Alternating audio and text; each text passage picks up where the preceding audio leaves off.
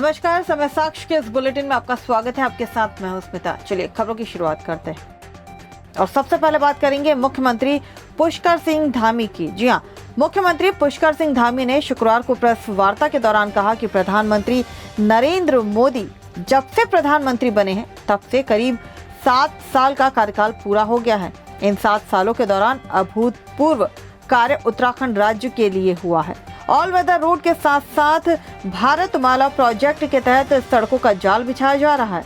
कुल मिलाकर देखते हैं तो प्रधानमंत्री नरेंद्र मोदी के 7 साल के कार्यकाल के दौरान उत्तराखंड राज्य में तमाम क्षेत्रों में कार्य किए गए हैं।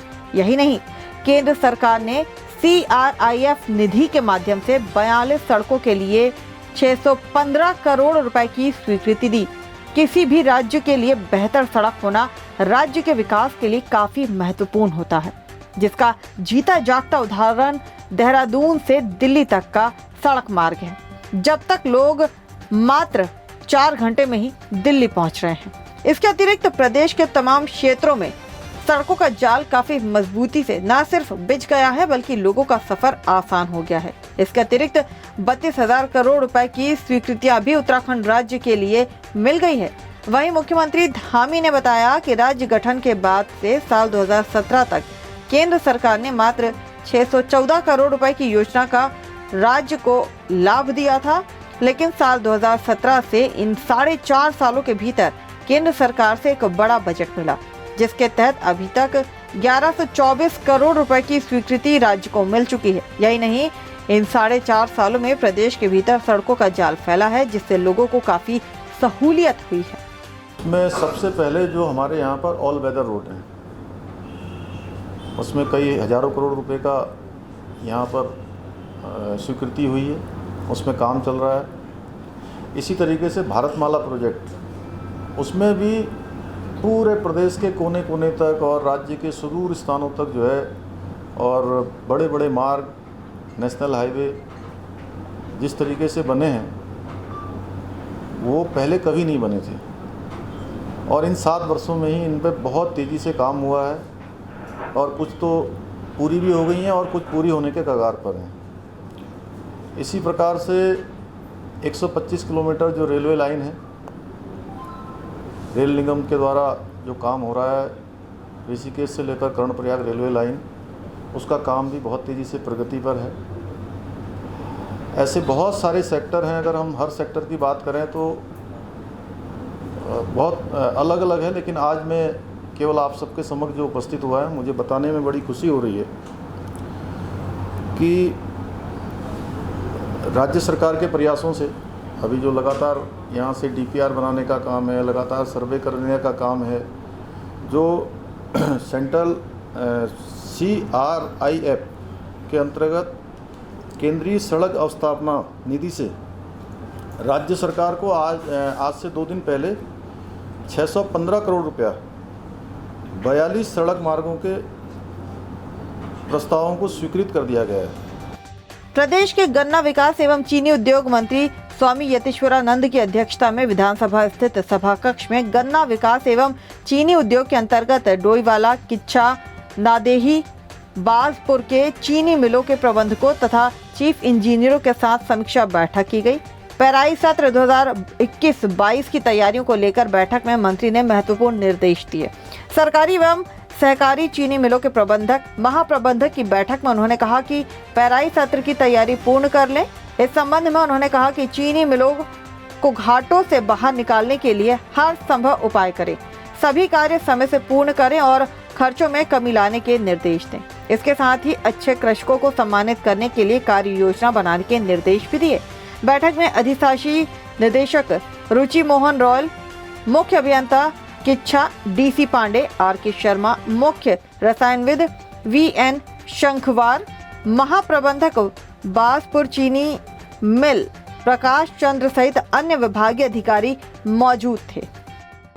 आज हमारे डोईवाला शुगर मिल, किच्छा, नादेही, बाजपुर, इनके जो हमारे वहाँ के प्रबंधक हैं और जो वहाँ के चीफ केमिस्ट और इंजीनियर हैं, उनके साथ आज हमने समीक्षा बैठक की और उनसे पूछा कोई दिक्कत तो आपको नहीं है मैन पावर की। और समय पर शुगर मिल चलें। शुगर मिल चलने से पहले 15-20 दिन पहले हमारा शुगर मिल कंप्लीट हो जाना चाहिए। उसमें कोई दिक्कत अगर आप लोगों को है तो आप हमारे को बताएं। अगर आप लोगों के कारण उसमें कोई दिक्कत अगर की जाएगी तो उसकी जवाबदेही आपके ऊपर होगी। ये आज हमने निर्देश वहाँ के अधिकारियों को दिए हैं और उन्होंने मुझे आश्वस्त किया कि समय पर हम पूरा शुगर मिल का मेंटेनेंस कर देंगे और समय पर शुगर मिल चलाएंगे।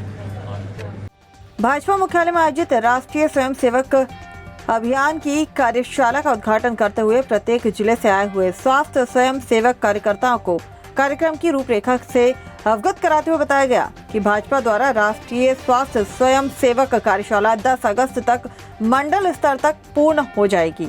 राष्ट्रीय सह संगठन महामंत्री शिव प्रकाश ने कहा कि कोरोना की पहली लहर और दूसरी लहर का अध्ययन करने के पश्चात संगठन ने ये तय किया है कि समाज के प्रति हमारे कार्यकर्ताओं का कर्तव्य है कि वह आने वाले संकट से समाज को जागृत करे और विश्व का सबसे बड़ा संगठन होने पर अधिक सामाजिक दायित्व बढ़ जाता है। ये कार्य एक विकल्प के रूप में धरातल पर करता हुआ दिखे। नौजवानों की भागीदारी समाज को जागृत करने के लिए और पार्टी द्वारा चलाए जा रहे अभियान में महत्वपूर्ण भूमिका निभाएगा। उन्होंने कहा कि हमारे लिए सत्ता प्राप्त करना कभी भी महत्वपूर्ण नहीं रहा। सत्ता प्राप्ति मात्र एक बड़े दायरे में कार्य करने का अवसर प्रदान करता है, जबकि दूसरे दल अपने लिए अपने परिवार चलाने और स्थापित करने के लिए सत्ता प्राप्ति की लाइन में लगे हुए हैं। उत्तराखंड में 2022 के विधानसभा चुनाव की तैयारियां अब पूरी हो चली हैं और तमाम पार्टियां अब चुनावी मैदान में उतर चुकी हैं। चुनावी रण सज चुका है और शह और मात का खेल अब खेलना शुरू हो चुका है। और इसी कड़ी में रुद्रप्रयाग से आम आदमी पार्टी के वरिष्ठ नेता सुमंत तिवारी से चर्चा की समय साक्ष के संवाददाता अंकित चंद भट्ट ने और जानने की कोशिश की कि किन मुद्दों को लेकर 2022 के चुनाव में आम आदमी पार्टी जनता के बीच जाएगी। तो चलिए क्या कुछ कहना है आम आदमी पार्टी के वरिष्ठ नेता सुमंत तिवारी का, सुनते हैं। नमस्कार, आप देख रहे हैं समय साक्ष और मैं हूं आपके साथ अंकित भट्ट। जिस प्रकार विधानसभा 2022 को लेकर उत्तराखंड में हर पार्टी अपना मजबूत पकड़ बनाने को कार्य कर रही है अभी, और इसी रूप में आम आदमी पार्टी जिस प्रकार से अब लगातार हर क्षेत्र में घूम रही है और उत्तराखंड में काफ़ी उनको यहाँ पर सम्मान के रूप में देखा जा रहा है। और आम आदमी पार्टी के रूप में आज हमारे साथ वरिष्ठ जो नेता हैं सुमंत तिवारी जी वो मौजूद हैं। उनसे रूबरू होंगे और सवालों से उनसे जानेंगे कि किस प्रकार आम आदमी पार्टी विकास के रूप में उत्तराखंड में आएगी। सुमंत जी, जिस प्रकार से आप लगातार पिछले कई सालों से कांग्रेस में थे और आपने एकदम से इस अभी विधानसभा चुनाव को लेकर आपने एक नया जो मोड़ लिया है, नई पार्टी का दामन थामा है, तो क्या कुछ कहना चाहेंगे? निश्चित रूप से मैंने कांग्रेस पार्टी में लगभग 19-20 सालों की सेवा दी।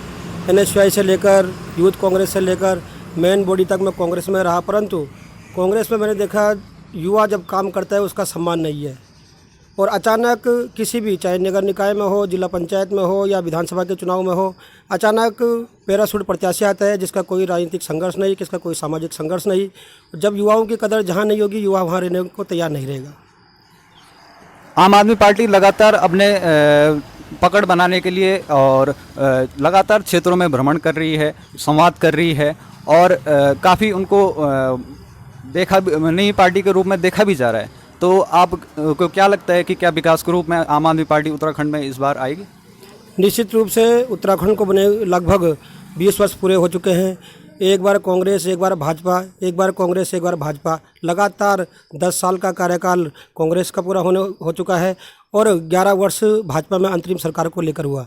और जो युवा है वो अपने आप को ठगा महसूस कर रहे हैं। जो हमारी उत्तराखंड बनने के बाद जो आशाएं अपेक्षाएं थी, जो महिलाओं का सम्मान, युवाओं को रोजगार, तीर्थाटन, पर्यटन से लेकर, वो सपने अभी तक साकार नहीं हुए। और युवाओं में एक चिंता का विषय भी है कि 20 साल बने हुए हो गए, हमारी रोजगार की समस्याएं हैं और ज़्यादा से ज़्यादा यूथों का इस समय युवा पार्टी आम आदमी पार्टी की ओर झुका हुआ है। वो इसलिए भी है कि युवाओं को उनमें एक आशा नज़र आती है, क्योंकि दिल्ली यहाँ से दूर नहीं है। दिल्ली में जिस प्रकार से शिक्षा, स्वास्थ्य और बिजली पानी के जो अचूक परिवर्तन हुए हैं, तो यहाँ पे युवाओं को एक विश्वास है कि आम आदमी पार्टी हमारे लिए रोजगार, तीर्थाटन, पर्यटन, शिक्षा, स्वास्थ्य की अच्छी सुविधाएं देगी। वर्तमान में दिल्ली में आम आदमी की सरकार है, आम आदमी पार्टी की सरकार है और उत्तराखंड में 2022 चुनाव नज़दीक हैं, कम समय बचा है। तो क्या दिल्ली के मॉडल के तर्ज पे उत्तराखंड में भी क्या आम आदमी पार्टी उत्तराखंड वासियों के लिए सपना साकार हो पाएगी? निश्चित रूप से आप देखिए, दिल्ली में बिजली फ्री है, जबकि दिल्ली में बिजली नहीं बनती।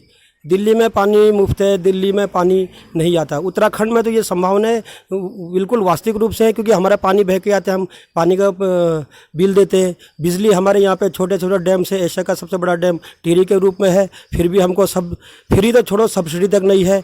और ऐसे ही हमारे यहाँ पर्यटन तीर्थटन की अपार संभावनाएं हैं। तो निश्चित रूप से रोजगार को लेकर या पानी बिजली को लेकर आम आदमी पार्टी में विश्वास भी है। और उत्तराखंड के काफ़ी संख्या में दिल्ली में यहाँ के लोग वहाँ निवास करते हैं और वो समय समय पर अपने घरों में, गाँव में घूमने आते हैं। और वो दिल्ली का जो मॉडल है, दिल्ली का जो विकास के कार्य हैं, जो रोज़गार के प्रति, युवाओं के प्रति है, उस मॉडल को अपने अपने क्षेत्रों में जाकर बताते हैं और उससे भी काफ़ी युवा उसकी ओर झुकाव में है। लगातार उत्तराखंड में काफ़ी समय से भू कानून को लेकर आवाज़ें उठ रही हैं, चाहे देहरादून से हो, चाहे दिल्ली से हो, कहीं से भी हो, उत्तराखंड वासी भू कानून की मांग कर रहे हैं। तो इस अगर 2022 में आम आदमी पार्टी अपना परचम लहराती है और पूर्ण मत से आती है, सरकार आती है, तो क्या आम आदमी पार्टी भू कानून बिल को लेकर कुछ संशोधन करेगी? कुछ निश्चित रूप से भू कानून जैसे हिमाचल की तर्ज पर है, यहाँ पे भू कानून होगा। जो बाहरी राज्यों से यहाँ पे ज़मीन खरीद के, जो हमारे ज़मीन को खरीद के और प्लॉटिंग करके बेचने का जो काम करता है, उस पर रोक होगी। हाँ, एक अब सीमित रूप में जो आए अपना घर बनाने के लिए, या एक अभी इससे पहले शासन में जियो हुआ था कि जब फैक्ट्री, क्योंकि उद्योग लगने हैं तो उसके लिए कोई व्यक्ति आएगा तो उसे निश्चित रूप से ज़मीन होगी, देनी होगी, परंतु मानकों और शर्तों के अनुसार कि आप उद्योग लगाओगे। उद्योग के अलावा आपने अगर कोई अन्य काम इस पर किया तो वो ज़मीन स्वतः निरस्त होकर सरकार के पास जाएगी। इस तरह का पहले था, परंतु इन्होंने इस पर शायद संशोधन किया जो गलत है। और भू कानून पूरा रूप से जो हमारा उत्तराखंड बना वो इसी आधार पर बना, जब यूपी से अलग हुआ। हमारे यहाँ की अलग भौगोलिक परिस्थितियाँ हैं, यहाँ पे भू कानून में तो संशोधन होने चाहिए, यहाँ के लोगों को वरीयता होनी चाहिए और सब लोग, जो लोगों के पास ज़मीन है वो बेचेंगे, वो उन्हीं के साथ काम कर रहे हैं। तो भू कानून जो हिमाचल की तर्ज पर है उससे यहाँ पे होना ज़रूरी है। धन्यवाद आपका बहुत बहुत। हमारे साथ सुमन तिवारी जी थे, जिनसे हम रूबरू हुए और काफ़ी रूप में आम आदमी पार्टी अपना प्रचार प्रसार यहाँ पर विधानसभा चुनाव को लेकर कर रही है। और फिलहाल इस बुलेटिन में इतना ही। ताज़ा तरीन खबरों के लिए आप देखते रहिए समय साक्ष।